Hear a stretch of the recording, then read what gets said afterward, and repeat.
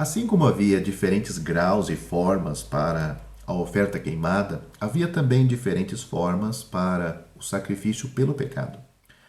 Assim como a oferta queimada era determinada pelos recursos da pessoa, a oferta pelo pecado também dependia dos seus recursos, bem como dos privilégios gozados e das responsabilidades da pessoa que pecara. A oferta pelo pecado e a oferta pela culpa são muitas vezes consideradas juntas, como as ofertas pela culpa e juntas com a história do pecado em três partes, em três facetas. Elas relatam, figurativamente, como o pecado rouba a Deus e arruína o homem e mostra como a justiça pode ser restaurada. Em Levítico capítulo 4 temos 4 graus ou tipos de oferta pelo pecado. São apresentados em ordem em relação à luz ou privilégio possuído por aquele que pecou. A gravidade do pecado é determinada pelo privilégio gozado por aquela pessoa. Supõe-se que um sacerdote pode pecar. Toda a congregação pode pecar. Um líder ou um príncipe pode pecar. Alguém dentre o povo pode pecar. Ou, melhor dizendo, estava correndo o risco de pecar. Estes são pecados de ignorância, pecados cometidos sem pensar e não deliberadamente. A pessoa que pecou não estava ciente na hora que tinha pecado. Isto é uma triste descrição do estado do coração humano. Um homem pode pecar sem o saber, quão insensível e duro deve ser os nossos corações, que podemos pecar e não reconhecer o erro até mais tarde. Entretanto, quando o pecado é descoberto, uma oferta é exigida. A oferta pelo pecado. O sacerdote que peca deve trazer um novilho. A congregação que peca também deve trazer um novilho. O príncipe que peca deve trazer um cabrito macho. Um cabrito macho, sem defeito. E alguém de entre o povo que peca deve trazer uma cabrita ou uma cordeira. Temos uma escala decrescente aqui, não sei se você notou. A oferta é de acordo com a posição e privilégio daquele que pecou.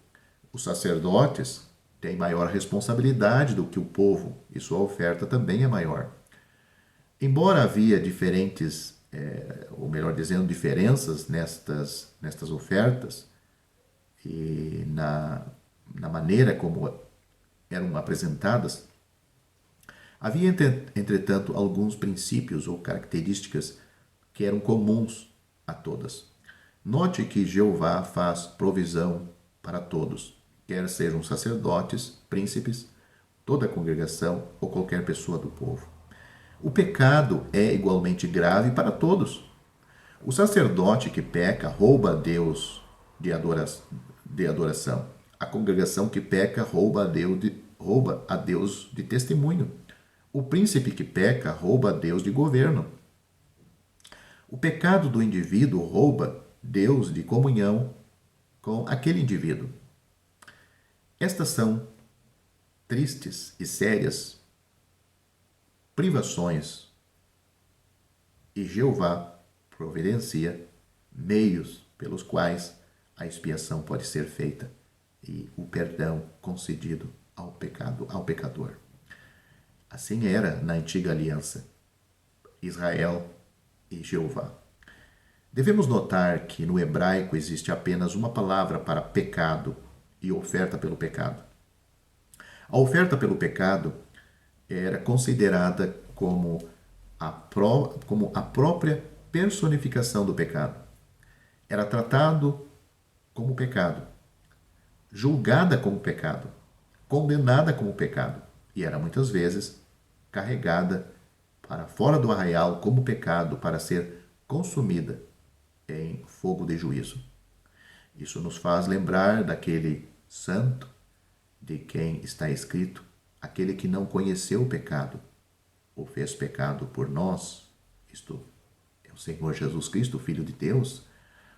Ele não conheceu o pecado, mas Deus o fez pecado por nós. 2 Coríntios capítulo 5, versículo 21.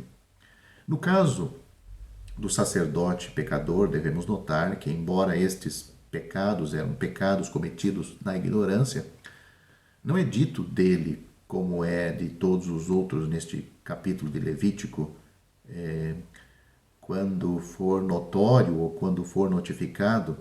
Lamentavelmente, era de se esperar que alguém como sacerdote deveria saber quando pecou. Como é triste que um que era ungido, que tinha relacionamentos sacerdotais com Deus e que possuía conhecimento santo, pudesse pecar como qualquer um do povo, entre quem ele deveria ser um exemplo moral e espiritual. Infelizmente, o mesmo acontece com tanta frequência entre nós. Note a expressão repetida várias vezes, sem mancha. Aí nos primeiros capítulos de Levítico, do capítulo 1 ao capítulo 5. Um novilho sem mancha é oferecido pelo sacerdote que peca. Como no caso da oferta queimada, ele coloca a mão sobre a sua cabeça, a cabeça do novilho, e depois é responsável pela sua morte. Temos aqui novamente a identificação do ofertante com a sua oferta, como se ele estivesse dizendo: este é meu, mas de uma forma diferente daquela que vimos na oferta queimada. Há uma transferência, agonia, não da oferta para o ofertante, mas do ofertante para a oferta. Ele coloca a sua mão sobre a cabeça da oferta, e sua culpa, de certa forma, é transferida para o seu substituto. Esta era a ideia e a ilustração. Outra vida será dada no lugar da sua. Outro irá pagar a penalidade do seu pecado. Outro irá morrer com a culpa do ofertante sobre a sua cabeça. A oferta substituta é imolada. A sua vida é dada no lugar dele. O novilho morre no lugar do pecador. Note o que a Bíblia diz a respeito de Cristo: o Filho de Deus, o qual me amou e se entregou a si mesmo por mim. Gálatas capítulo 2, versículo 20. Também a Bíblia diz: levando ele mesmo em seu corpo os nossos pecados sobre o madeiro. 1 Pedro capítulo 2, versículo 24. O sangue do bezerro era agora levado pelo sacerdote que ministrava e espargia 7 vezes perante o véu e aplicado sobre as pontas do altar de ouro. O resto do sangue era derramado ao pé do altar de sacrifício. No pátio do tabernáculo, o príncipe melhor dizendo, o sangue precisa ir aonde o pecado foi. Jeová foi insultado pelo pecado do sacerdote. A esfera do seu ministério foi contaminado. Tudo precisa ser purificado antes que os trabalhos sacerdotais possam ser restaurados e reassumidos. O sangue era levado ao lugar santo, e a gordura que estava sobre as entranhas do novilho e o redenho eram colocados sobre o altar de bronze para serem queimados. A carcaça do novilho era então levado para fora do arraial e queimado por completo. O novilho todo era queimado, sua pele, sua cabeça, sua carne, pernas, entranhas e esterco. Tudo era completamente queimado sobre a madeira, num lugar limpo fora do arraial. Também Jesus padeceu fora da porta. Hebreus capítulo 13, versículo 12. Na mesma hora em que a carcaça do novilho estava sendo queimada fora do arraial, a gordura inteira do sacrifício estava queimando sobre o altar, no pátio em frente ao tabernáculo. É importante notar aqui as duas palavras diferentes para queimar.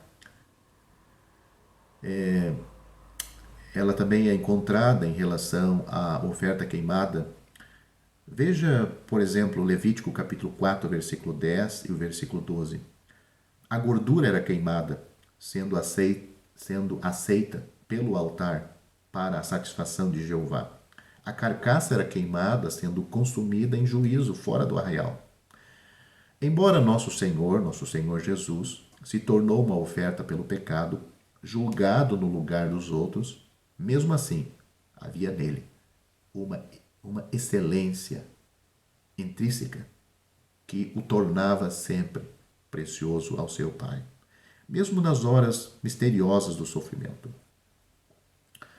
A gordura queimava sobre o altar, enquanto o novilho queimava fora do arraial. O procedimento para a oferta pela congregação que pecasse era semelhante ao procedimento pelo pecado do sacerdote. Mas no caso das outras duas ofertas pelo pecado, devemos notar uma ou duas variações interessantes. Como estas ofertas, pelo príncipe e pela pessoa do povo que pecasse, o sangue não era levado ao lugar santo, nem eram as carcaças queimadas fora do arraial. Estas ofertas podiam ser queimadas pelos sacerdotes no lugar santo, no pátio do tabernáculo. Isto é, como que irmãos espirituais responsáveis, lamentando, em particular, os pecados dos outros. Não se deve fofocar sobre o pecado no arraial, mas isto deve ser a causa de tristeza e meditação entre os que lideram os santos em serviço e adoração. Devemos observar mais uma coisa. Há somente uma referência a aroma suave em relação à oferta pelo pecado. Isto está em Levítico capítulo 4, versículo 31. Falando da oferta pelo pecado de um homem do povo, a gordura era retirada, como era para a oferta pacífica, e era queimada sobre o altar com aroma suave. Será que isto não ilustra como é precioso a Deus a comunhão com o menor que seja do seu povo? A restauração desta comunhão depois do julgamento do pecado que a tinha estragado é como um aroma suave subindo perante Deus, perante Ele. Cristo, a oferta pelo pecado, traz justiça aos homens pecadores e restaura a Deus tudo o que o pecado roubou dele. Adoração e testemunho, governo e comunhão, todos são agora possíveis em todas as congregações dos redimidos. A morte do Salvador propiciou Deus e removeu todas as transgressões que ofendiam. Então, nesta oferta, em Levítico, nós vemos em todas essas figuras, esses símbolos, esses sacrifícios, esses detalhes, tudo isto nos leva para a pessoa do Senhor Jesus. Nele nós vemos essas coisas destacadas em excelência. Tudo isto nós temos em Cristo, que é o antitipo de todas essas coisas.